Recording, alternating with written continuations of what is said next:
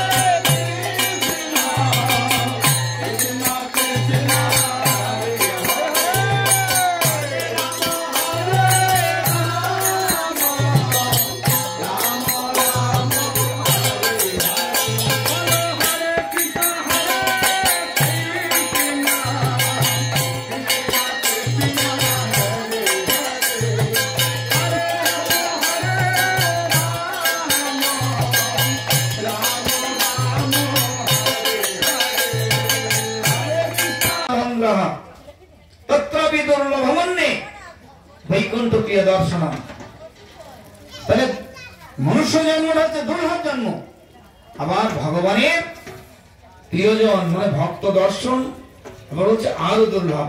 এই জন্য আমাদের ধামবাস মাতা তিনি এসে গেছেন। এখন আমাদের ডাকনাড়া গৌরী মঠে কিছুদিন থাকবেন। এখন সামনে দাস পূজা, তারপর দোল, সেই পরিক্রমার উদ্দেশ্যে তিনি কালেকশনের জন্য এসেছেন। যে ভক্ত বাড়ি গিয়েছিলেন যে মহারাজ কিছু সময় আমাদের হরিকথা বৈষ্ণব সেবা সম্বন্ধে শ্রবণ করে আমাদের আত্মকল্যাণ করাবেন। ভক্তি সুধীর পর্যটক মহারাজ তিনি কিছু সময় বলবেন। আর একে কি বলেছিলেন, যখন আপনার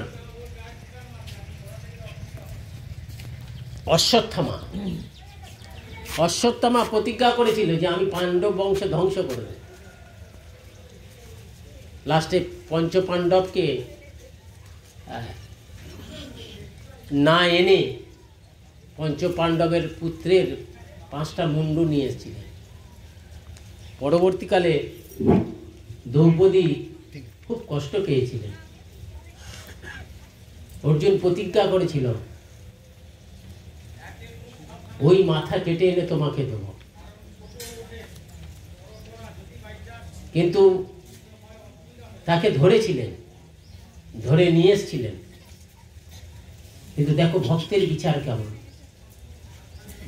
দ্রৌপদী বলছেন যে আমার গুরুপুত্র, আমার যদি পুত্রের জন্য আমার এত কষ্ট লাগে,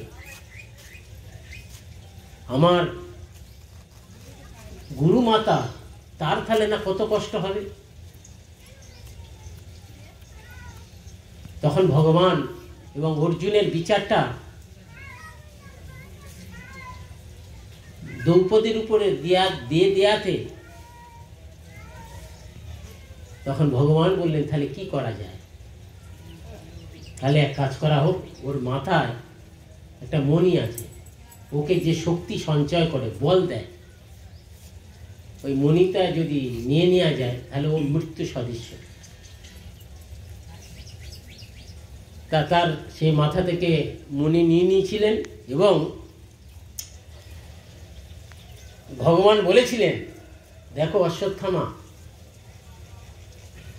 তুমি এত যে কষ্ট পাবে, নিজেকে মরার জন্য প্রার্থনা করবে, হে প্রভু মাথা ঠুকবে, হে প্রভু তুমি আমাকে মৃত্যু দাও, আর এই জ্বালা সহ্য করতে পারছি না,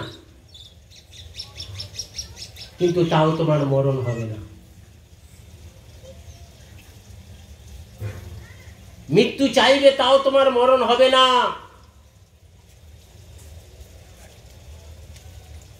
তাই শাস্ত্রে বলেছে ছাড়িয়া বৈষ্ণব সেবা নিস্তার পেয়েছে কেবা। নিস্তার নাই, কারণ নিস্তার নাই। শুধু তাই নয়, আরো কি বললেন,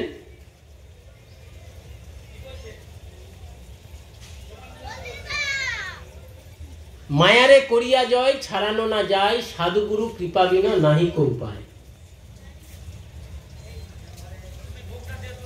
এই শাস্ত্র বলছে আমরা এই মায়ার জগৎটাকে খুব ভালোবাসি। আমার সম্পদ, আমার পুত্র, আমার স্বামী, আমার টাকা পয়সা, হ্যাঁ, আমার করতে খুব ভালো লাগে। কিন্তু শাস্ত্র কি বলছে? বলে আগুনে পুড়ে মরো তাও ভালো,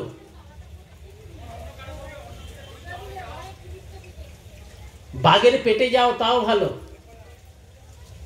কিন্তু যদি কেউ একবার সংসারে পড়ে না, তার কোনো কালে উদ্ধার নাই। পুনরূপী জননং পুনরূপী মরণং পুনরূপী জননে জঠরে। অনাদি বহির্মুখ, এই সংসারে যদি কেউ পড়ে না, অনাদি বহির্মুখ, অনাদি কালে তার নিস্তারের কোনো উপায় নাই। তাই ভগবান কৃপা করে এই জগৎজীবকে উদ্ধার করার জন্যে তিনি সাধুকে পাঠালেন, যে আমি যদি যাই, আমি কোনোদিন জীবকে মঙ্গল করতে পারবো না, জীবকে মায়া থেকে উদ্ধার করতে পারবো না। তাই আমাদের পরম গুরুদেব ভক্তি বেদান্ত বামন গোস্বামী মহারাজ তিনি একটি জায়গায় এই যমলা অর্জুন ভঞ্জন লীলা সম্পর্কে একটি সুন্দর কথা বলেছেন। সেই কথাটা কি? আর কোনো বস্তু নাই, এগুলো মানে অনেকদিন কেটেছে, এমন সাধুদের পেয়েছি। আর বিশেষ করে কলিযুগে আমরা জন্মগ্রহণ করেছি, কলিযুগ পাবন অবতারী স্বয়ং ভগবান রাধাকৃষ্ণ মিলিত, যেটা কোনো যুগে কোনো কালে কোনো অবতারে দেননি। কি দিয়েছেন?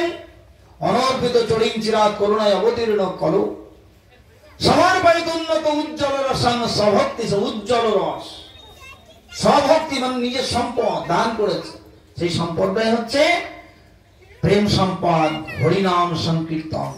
হরিজীবে নাম রূপে কৃষ্ণ অবতার, নাম হইতে হয় সর্ব জগত নিস্তার, সমস্ত জগত নিস্তার পাই। তাহলে সেই মহাপ্রভুকে আমরা পেয়েছি, মহাপ্রভুর ধাম পেয়েছি, আর মহাপ্রভুর দেওয়া আমরা নাম পেয়েছি। যেই নাম সেই কৃষ্ণ, ভজনিষ্ঠা করি নামের সহিত আছেন আপনে সে। হরি বল নিতাই গৌর প্রেমানন্দে। এত আমরা শুনি, জেনেও নিয়েছি, কিন্তু আমাদের সেইভাবে ভগবানের প্রতি এখনো বিশ্বাস হচ্ছে না, অনুরাগ হচ্ছে না। সেই জন্য শ্রী ভক্তিনাথ ঠাকুর বলছে, কবে হবে বলো সেই দিন আমার অপরাধ ঘুচি, শুদ্ধ নামে রুচি, কৃপা বলে হবে হৃদয়ে সঞ্চার। কবে হবে বলো সেদিন, এগুলো ভাবতে হবে যে আমরা কি করলাম। এর পূর্বে তো মানব জন্ম অনেক জন্ম পেয়েছি, এখন মানব জন্মটা পেয়ে বা কি করলাম, কি করছি, আমাদের একটু বিচার করতে হবে। গোস্বামীগণ বলছে যে বিচার করিয়া ভজে সে হোক কৃষ্ণ পায়। কিন্তু আমরা বিচার করি যে আমরা কি করলাম। মানব জন্ম পেয়ে ভগবানকে বা লাভের জন্য কিছু করলাম কি, নাকি নিজেদের জন্যই সংসার করে আত্মীয় স্বজন পরিবার বাড়িয়ে ঘর বাড়ি বাড়িয়েই জীবনটাকে শেষ করলাম। তাহলে আমাদের একটু বিচার করতে হবে। বিচার করলে একদিন সাধুগুরু বৈষ্ণবের কৃপায় আমরা সেই ভগবানের কাছে পৌঁছাতে পারব। তারা অনেক চেষ্টা করে, কিন্তু আমরা সেটা ধারণ করতে পারি, কেউ পারি না। মহতের স্বভাবে তারিতে পামর, নিজ কার্য নাই তবে জান করো ঘর। মহৎ ব্যক্তিরা তারা আমাদের মতো বদ্ধ জীবের কৃপা করুণা করার জন্য তারা জীবের দ্বারে দ্বারে ঘুরে বেড়াচ্ছে। আমাদের চেষ্টা করতে হবে যাতে মহতের কৃপা পেয়ে বহু সুন্দরের কৃপা, সেই চেষ্টা করতে হবে। এটা হচ্ছে মুখ্য উদ্দেশ্য থাকবে। বাড়ি বাড়ি আত্মীয় স্বজন স্ত্রীপুত্র বন্ধু বান্ধব এগুলো থাকবে, গৌণ রূপে। মুখ্যটা আমার যাতে আমার এই দেবদুর্লভ মনুষ্য জন্মে পেয়েছি, যাতে ভগবানের কৃপা লাভ করতে পারি, মহতের কৃপা পেয়ে সেই চেষ্টা করতে হবে।